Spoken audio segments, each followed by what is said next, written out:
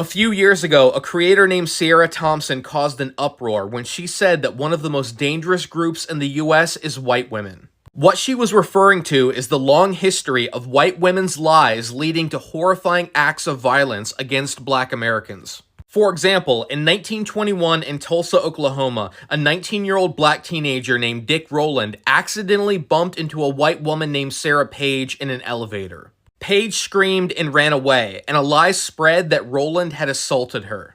This gave a white mob the excuse to go on a murder spree that left hundreds of black people dead in what came to be known as the Tulsa Massacre. 2 years after this massacre, something similar happened in Rosewood, Florida. When a white woman named Fannie Taylor falsely accused a black man of assaulting her, a white mob went on a rampage through the black community, murdering dozens and throwing the bodies into mass graves. In 1955 in Mississippi, a white woman named Carolyn Bryant lied and told her husband that a black teenager named Emmett Till had tried to assault her. That night, Bryant's husband went out and kidnapped Emmett Till, tortured, and murdered him. Neither Carolyn Bryant nor her husband ever faced any consequences for their actions. This dark history is the reason why Sierra Thompson argued that white women can be so dangerous. And she was also responding to several cases across the country in the past few years where white women have called the police on black people, putting their lives in danger. For example, in 2020, a white woman called the police on a black man birdwatching in Central Park after he asked her to put her dog on a leash. Because police encounters with black Americans so often turn deadly, many people argued that by simply making that phone call, this woman was setting herself up to be an accomplice to murder. If we look back at history, what we find is that sometimes white women have played a terrifying role in the violence against black people. And there were even some women who made a career out of calling for this kind of violence, both in the United States and around the world. In the 1920s, Ray Beveridge, a former actress turned right-wing activist, went on a speaking tour across Germany where she protested the presence of black troops in that country. As part of the Versailles Treaty that ended World War I, the Rhineland in Germany became a demilitarized zone. And when the French army occupied that territory, they enlisted black soldiers from Senegal. People like Beveridge began a racist campaign calling for these black soldiers to be removed from Germany to protect white women. Her speeches were titled The Black Horror and The Black Shame. One way that she drummed up racist fears was by constantly warning about the threat of mixed-race children to the purity of the German race. During her tour of 25 German cities, Beveridge warned about the brutal cravings of these savage blacks for white women. In one speech, she said that the Negro has much less capacity to think, but much stronger sensual feelings than the white. She said that black beast with a wild erotic drive would assault white women, white girls, and white boys. She spread blatant lies about how the victims of this unregulated passion of black men would often be found close to death, their bodies torn through the brutal attacks, some of them with wounds from bites, which showed obviously how the wild black beast had fallen upon its victim. Every single time Beveridge gave a speech, she would include dozens of outright lies, such as that 60% of the children of mixed race were born with syphilis, or that in German brothels, every girl has to satisfy 10 black men every 3 hours.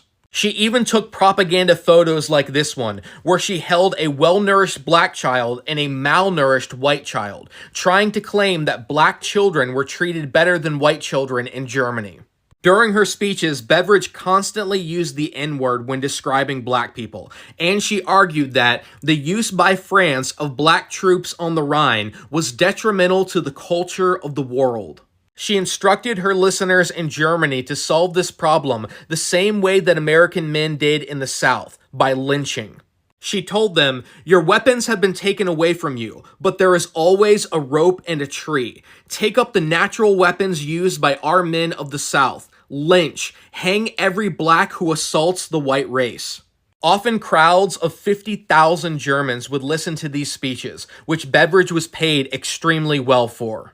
Another white woman who called for the lynching of black men was the feminist Rebecca Latimer Felton from Georgia. In 1897, she warned that black men were roaming America with a license to degrade and debauch. During one speech in Georgia, Felton said, "If it needs lynching to protect white women's dearest possession from the ravening human beast, then I say lynch 1,000 times a week if necessary." Now, it's important to note that these accusations of an epidemic of black men assaulting white women were completely false. In the 1890s, the anti-lynching activist Ida B. Wells conducted in-depth investigations into these charges. She found that in a majority of lynchings, the accusations of black men assaulting white women were false and were only invented later as an excuse to justify this racist violence. The fact that white women played a key role in racism and white supremacy should come as no surprise. From the moment that enslaved Africans arrived in the Americas, white women were critical to the maintenance of slavery and white supremacy. In the book They Were Her Property, Stephanie E. Jones Rogers shows that white women employed management techniques that were as effective and brutal as those used by slave-owning men. White women actively participated in the slave market, profited from it, and used it for economic and social empowerment. The role of women in white supremacy hasn't gone away either. Ever since Trump won in 2016, many people have argued that his victory was rooted in white supremacy and racism. And white women played a key role in electing Trump in 2016 and 2024. Also, in the past few years, we've seen a disturbing rise in white women openly embracing anti-black racism and being proud of their potential to cause harm to black Americans. In 2018, Mississippi Senator Cindy Hyde-Smith told an audience that if she was invited to a public hanging, she'd be in the front row. Many people pointed out how disgusting this statement was, considering that Mississippi had the highest number of lynchings of black Americans in the country. For decades, 2 to 3 black people were publicly hanged or burned alive in Mississippi every week. In 2019, a white woman named Nancy Goodman was caught on camera calling a black woman a stupid N-word in a restaurant. When she was later asked about the incident, she said she would happily use that word again. More recently, a white woman named Shiloh Hendricks called a black child the N-word at a park in Minnesota. When she set up an online fundraiser, she raised over $600,000 from people who left comments like, "White unity will unite," "Whites stand strong," and "White rise." After this story spread around the world, a white woman named Lily Gaddis went on the Piers Morgan show, and she not only defended Shiloh Hendricks using this racial slur against a child, but she admitted that she frequently uses the N-word herself. When white women admit to using the N-word and take pride in their ability to weaponize their whiteness and put black lives in danger, they are following in a dark legacy in this country that goes back to the days of slavery and lynching. That's why it's been so disheartening to see some white women come on this app and talk about how they have black fatigue. Whenever any white person uses this phrase, we all know what they're really saying. Black fatigue is just another way of saying the N-word.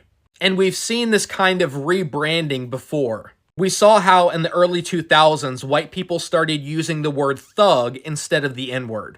We've seen how racists used the term alt-right when they were really describing the same white supremacy this country has always dealt with.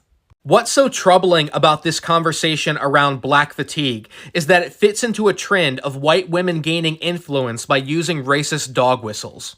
When people like Ray Beveridge spread her hatred in the 1920s, she reached thousands of people. Thanks to social media, the Ray Beveridges of today can spread their hate to millions. Now, I want to make it clear that by covering this information, I'm in no way saying that we should condemn all white women, or use this history to incite violence or hatred against any women. We can't change the past, but we can change how we act in the present and how we work together to build a better future. We have to stand up and condemn racism whenever we see it, no matter who it comes from. Because the only real fatigue comes from living in a country that is still poisoned by racism and division. The only way to move forward is united as one. Have you ever seen a white content creator speak so openly about America's racial history that it leaves people stunned? Well, that is exactly what is happening right now. And if you are a black in America, you need to pay attention to this conversation not because it is comfortable, but because understanding history helps explain many of the challenges that still exist today. So, in a viral video that's generating thousands of reactions online, a white creator decided to address a topic that many people avoid. Instead of ignoring the role racism has played throughout American history, he openly discussed how false accusation, racial stereotypes, and discriminatory systems have harmed the Black Americans for generations. Now, before going any further, this isn't about blaming every person from any racial group. It is about examining documented historical events and underlining how they continue to influence society today. Women are dangerous, and white women have always been dangerous. Non-white women cannot assume that a white woman is an ally. In the same way that us women cannot assume that a man is an ally and that he's a safe person, women of color have never been able to assume that we are an ally. We have shown historically that we are an ally when it benefits us and we need the numbers. Does this necessarily apply to you? Absolutely not. I don't know you. But if you take offense to this and you don't understand why I said it, or you don't understand the historical context, then that's on you. Beyond just not being an ally, white women have been dangerous historically because they have got Black men killed. Black men have been lynched simply by a woman being uncomfortable, the Black man around her.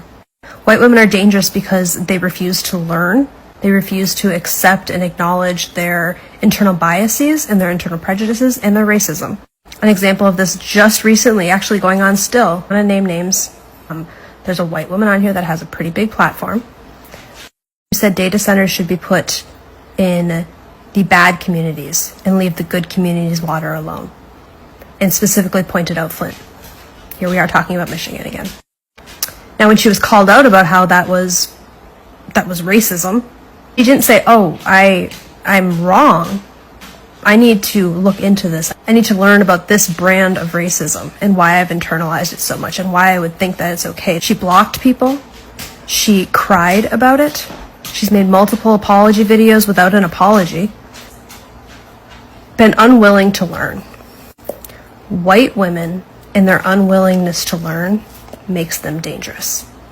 And it's important that we understand that and recognize it, and we acknowledge that it lives inside of us. There is systemic racism and it's deep down inside of us, and we need to actively combat it.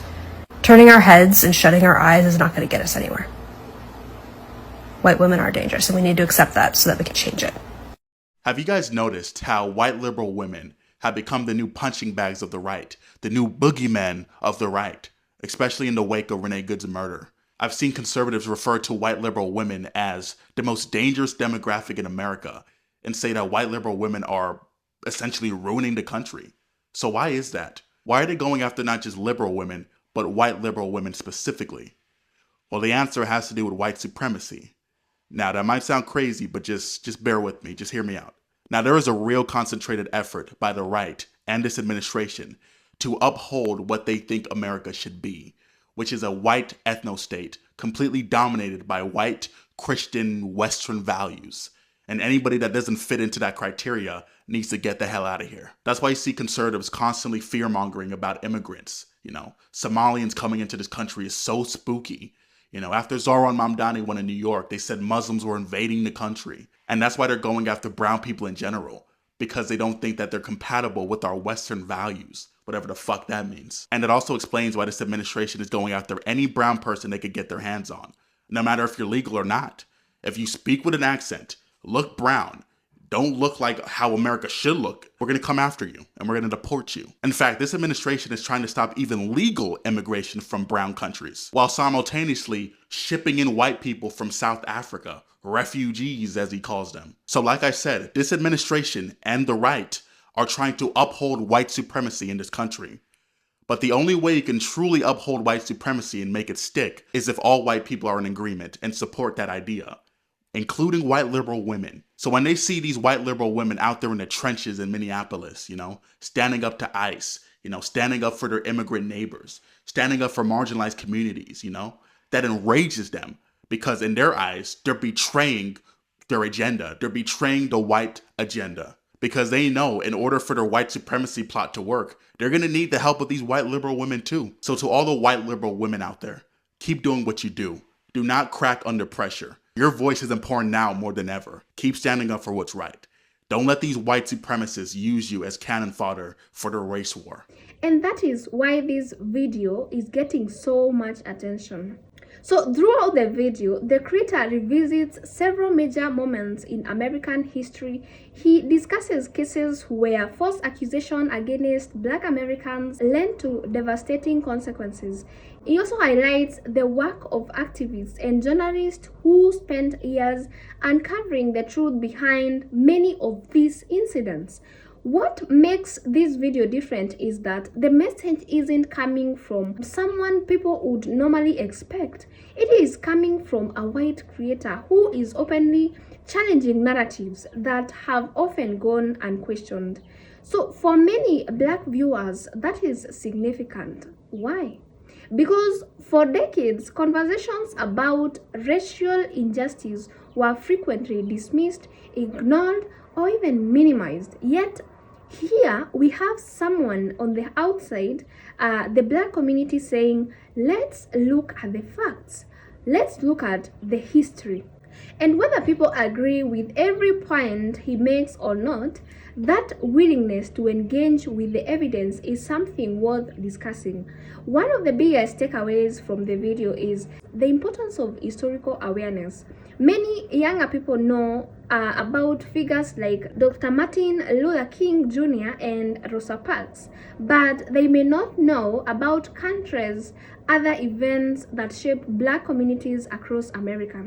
Understanding history isn't about living in the past. It is about recognizing patterns. It is about understanding why certain communities have developed particular concerns, fear, and even perspectives based on experience that were passed down throughout their generations.